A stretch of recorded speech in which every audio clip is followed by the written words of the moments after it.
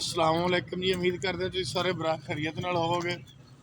अज जी चौधरी बलजीत साहब ने शाहकोट नूं क्रिकेट का स्टेडियम दिता सी ते उन्होंने जरा घटा लीए, ग्राउंड दिते सी, ग्राउंड में भी थोड़ा जिहा घटा लीए, चार दीवारी दिती सी कि वो जी चार दीवारी उन्हें तुहानूं अज थोड़ा जिहा दिखाने कि तरीकाकार की है।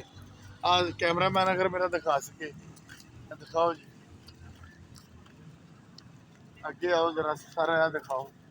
चौधरी बलजीत साहब का जोड़ा ठेकेदार आ उनका शुक्रिया अदा करना वा कि तुसी इन्नी जी बड़ी जान पछानी के नाल इस ग्राउंड में बनाया, इस नस्ल नौ बीमारियों तो बचाने वास्ते, पता नहीं बीमारियों लाने वास्ते बनाया। अब मेरा क्या अब दिखाओ, थले थले जरा दिखाओ, जरा नीचे मारो, कितने फेक तो नहीं असी कर रहे। सारा दिखाओ जरा। है जी खूबसूरत इंटरनेशनल क्रिकेट स्टेडियम जोड़ा चौधरी बलजीत साहब ने शाहकोट के बच्चों को दिता, तो स्टेडियम भी दिता, तो उत्थे इत्थे पता नहीं होर भी स्ट्रीट लाइटां भी लाउणियां सी, ते पता नहीं किहड़े किहड़े होर भी मनसूबा जात शामिल सन। कोई इत्थे घूमो तो तुसीं देख सकते हो। अज कैमरा मैन मेरा अगर दिखा सके कि यह ग्राउंड मैनू तो शर्म आउण दी है, तो लिहाजा शाहकोट के किसी नौजवान भी शर्म आ रही है।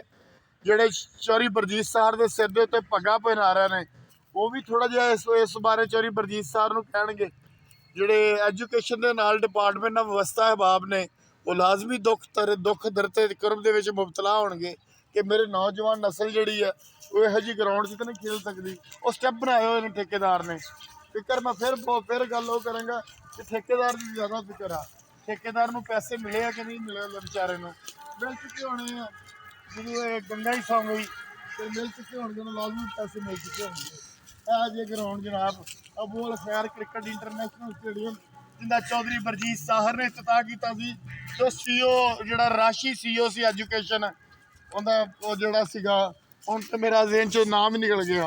उस बंदे ने आके इत्थे टीचर समेत वो टीचर अहबाब भी हुण चुप ने, तो उन्होंने भी मेरे हल्के की नहीं आवाज़ उठाई। उन्होंने मुनासिब नहीं लगता होना ये किहड़ा साडा इत्थे की है, बच्चे पढ़ावांगे तां लवांगे तो घर च जावांगे।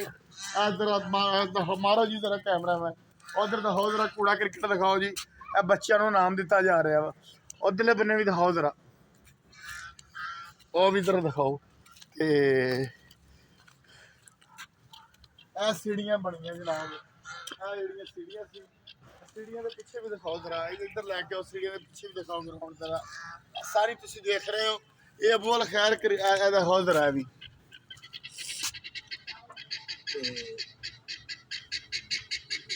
मेरे कहने का मतलब ये सीगा कि अबूल खैर क्रिकेट स्टेडियम जिंदे वास्ते सी एहतजाजी कैंप लगाया, तो बड़े बड़े दोस्तों बड़े बड़े एक एहतजाजी कैंपेन चलाई।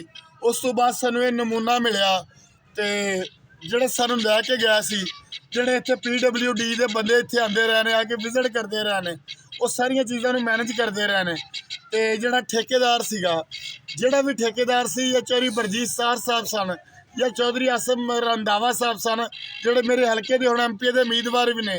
और यार तेरा यह काम दिखावांगे असी कि तुसी टिकट तो अप्लाई कर दिता, कम से कम यार इस ग्राउंड तो बना दो। ये तुहानूं लगदा स्टेडियम जेड़े भी चौधरी बलजीत साहब के नाल रहिंदे हो, यार तुहानूं तुहाडीआं मावां दी कसम जे, ये दसो ये स्टेडियम जे, ये क्रिकेट ग्राउंड जे? जे तो तुहानूं लगदा क्रिकेट ग्राउंड आ तो फिर भी दसो, जे तुहानूं लगदा स्टेडियम आ तो फिर भी दसो, तो जे तुहानूं नहीं लगदा तो फिर मेरी एक दरखास्त इन्नी आ कि अपने की जिन्होंने जाते हो चौधरी बलजीत साहब की शमूलीयत का ऐलान करते हो, की मंगते हो चौधरी बलजीत साहब को? दसो सी कि मुफादात मंगते हो? और यार अपने शहर वास्ते तो कुछ मंगो। आ साल जैन पिटन किया, साल पूरा रोए उनके कोल बलजीत साहब के कोल कि खुदा वास्ते ग्राउंड दे दो। सांगला जाइदा इतने स्ट्रीट लाइटा तो लैके थले गल ही कोई नहीं सी आती, इदा ही लगता सी इतने थले ग्रास लग जानियां, पता नहीं इंटरनेशनल लेवल का ग्राउंड बन जाना। तो देखो किसी पिंड दिखाओ जी जरा, फिर एक बार दिखाओ कि तो भुल ना जान। तो मेरा ख्याल है कि शर्म आनी चाहिए आ उस अदारे जिस अदारे ने बनाया, उस अदारे जिस अदारे की ग्राउंड आ, उस ठेकेदार और चौधरी बलजीत साहब कि यार यह ग्राउंड तो बच्चे इस ग्राउंड के हकदार तो नहीं है, ਮੇਰੀ ਨਸਲ ਇਸ ਗਰਾਊਂਡ ਦੀ ਹੱਕਦਾਰ ਤਾਂ ਨਹੀਂ ਹੈ। ਤੇ ਬਾਕੀ ਚੌਧਰੀ ਬਲਜੀਤ ਸਾਹਰ ਸਾਹਿਬ ਨੂੰ ਇਹ ਪੈਗਾਮ ਆ ਕਿ ਤੁਸੀਂ 6 ਵਾਰੀ ਨਹੀਂ, ਤੁਸੀਂ 15 ਵਾਰੀ MNA ਸ਼ਾਹਕੋਟ ਦਾ ਬਣਨਾ ਔਰ ਤੁਸੀਂ ਇਸ ਤੋਂ ਜ਼ਿਆਦਾ ਬੇੜਾ ਗਰਕ ਸ਼ਾਹਕੋਟ ਦਾ ਕਰਨਾ, ਕਿਉਂਕਿ ਤੁਸੀਂ ਕਸਮ ਖਾਧੀ ਹੋਈ ਆ ਕਿ ਤੁਸੀਂ ਸਾਂਗਲਾ ਨੂੰ ਤਰਜੀਹ ਦੇਣੀ ਆ, ਸ਼ਾਹਕੋਟ ਨੂੰ ਨਹੀਂ ਦੇਣੀ, ਕਿਉਂਕਿ ਸ਼ਾਹਕੋਟ ਨਾਲ ਤੁਹਾਡਾ ਪਤਾ ਨਹੀਂ ਕਾਹਦਾ ਵੈਰ ਆ। ਸ਼ਾਹਕੋਟ ਨੂੰ ਹਮੇਸ਼ਾ ਤੁਸੀਂ ਬਦਨਾਮੀ ਦਿੱਤੀ, ਰਸਵਾਈ ਦਿੱਤੀ ਔਰ ਸ਼ਾਹਕੋਟ ਨੂੰ ਬੇੜਾ ਗਰਕ ਕਰਨ ਵਾਸਤੇ ਕਦੀ ਵੀ ਉਹ ਕਸਰ ਨਹੀਂ ਛੱਡੀ ਜਿਹੜਾ ਕਿ ਸਿਆਸਤਦਾਨ ਛੱਡਦਾ ਹੋਵੇ। ਤੇ ਮੈਂ ਆਖਰ ਤੇ ਇੱਕੋ ਗੱਲ ਕਹਿ ਕੇ ਤੁਹਾਡੇ ਕੋਲ ਇਜਾਜ਼ਤ ਚਾਹਾਂਗਾ ਕਿ ਇੱਕ ਸਮਝਣ ਵਾਲਾ ਸਮਝ ਜਾਏਗਾ। ਲੁੱਚਾ ਲਫੰਗਾ ਇਲੈਕਟ ਹੋਇਆ ਸੀ ਅੰਨ੍ਹੇਵਾਹ, ਲੁੱਚਾ ਲਫੰਗਾ ਇਲੈਕਟ ਹੋਇਆ ਸੀ ਅੰਨ੍ਹੇਵਾਹ, ਬੀਬਾ ਫਿਰ ਰਿਜੈਕਟ ਹੋਇਆ ਸੀ ਅੰਨ੍ਹੇਵਾਹ, ਸੂਈ 'ਚ ਧਾਗਾ ਪਾਉਣ ਵਾਲੀ ਨੌਕਰੀ ਤੇ ਅੰਨਾ ਜਿਵੇਂ ਸਿਲੈਕਟ ਹੋਇਆ ਸੀ ਅੰਨ੍ਹੇਵਾਹ।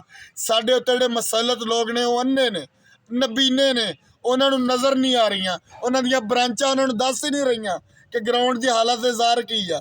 ਇਹ ਜਿਹੇ ਗਰਾਊਂਡ ਜਿੰਦੇ ਵਾਸਤੇ 1 ਸਾਲ ਪੂਰਾ ਸਾਨੂੰ ਇਹਨਾਂ ਨੇ ਰੋਲਿਆ, ਆਪਣੇ ਡੇਰਿਆਂ 'ਤੇ ਰੋਲਿਆ, ਡੇਰਿਆਂ ਦਫਾਤਰ 'ਚ ਰੋਲਿਆ, ਇੱਥੇ ਗਰਾਊਂਡ 'ਚ ਰੋਲਿਆ, ਤੇ ਬਾਅਦ 'ਚੋਂ ਆ ਲਿਆ ਕੇ ਸਾਡੇ ਮੂੰਹ ਦੇ ਉੱਤੇ ਠੋਪ ਦਿੱਤੀ ਗਈ ਗਰਾਊਂਡ। ਇਹਦੇ ਉੱਤੇ ਤੁਸੀਂ ਆ ਕੇ ਆਪਣੇ ਬੱਚੇ ਤੇ ਖਿਲਾਓ। ਇੱਥੇ ਜਿੱਥੇ ਮੈਂ ਬੈਠਾ ਇੱਥੇ ਆ ਕੇ 5 ਮਿੰਟ ਬਹੁਤ ਸਹੀ, ਜੇ ਤੁਸੀਂ ਬਹਿੰਦੇ ਨਾਲ ਹੀ ਤੁਹਾਨੂੰ ਦੌਰਾ ਨਾ ਪੈ ਗਿਆ ਤੇ ਮੇਰਾ ਨਾਮ ਮਲਕ ਸ਼ਫੀਕ ਸੁਦੀਕ ਕੋਕਰ ਨਾ ਗਿਆ ਜੇ। ਆਪਣੀਆਂ ਦਵਾਵਾਂ 'ਚ ਇਹਨਾਂ ਨੂੰ ਯਾਦ ਰੱਖੋ ਕਿ ਅੱਲਾ ਪਾਕ ਇਹਨਾਂ ਨੂੰ ਹਦਾਇਤ ਨਸੀਬ ਫਰਮਾਏ। ਉਹ ਯਾਰ ਸਾਲ 2 ਸਾਲ ਜਦੋਂ ਵੀ ਕੰਮ ਪੜ੍ਹਦੇ ਹੋ, ਜਿਹੜਾ ਪੜ੍ਹਦੇ ਉਹਨੂੰ ਪੂਰਾ ਤੇ ਕਰੋ। ਜਿਹੜਾ ਘੰਟਾ ਘਰ ਚੌਕ ਤੋਂ ਪਹਾੜੀ ਅੱਡੇ ਤੇ ਲਾਰੀ ਅੱਡੇ ਤੇ ਕਰਦੀ, ਉਹ ਵੀ ਕੰਮ ਹਲੇ ਕੰਪਲੀਟ ਨਹੀਂ ਗਾ।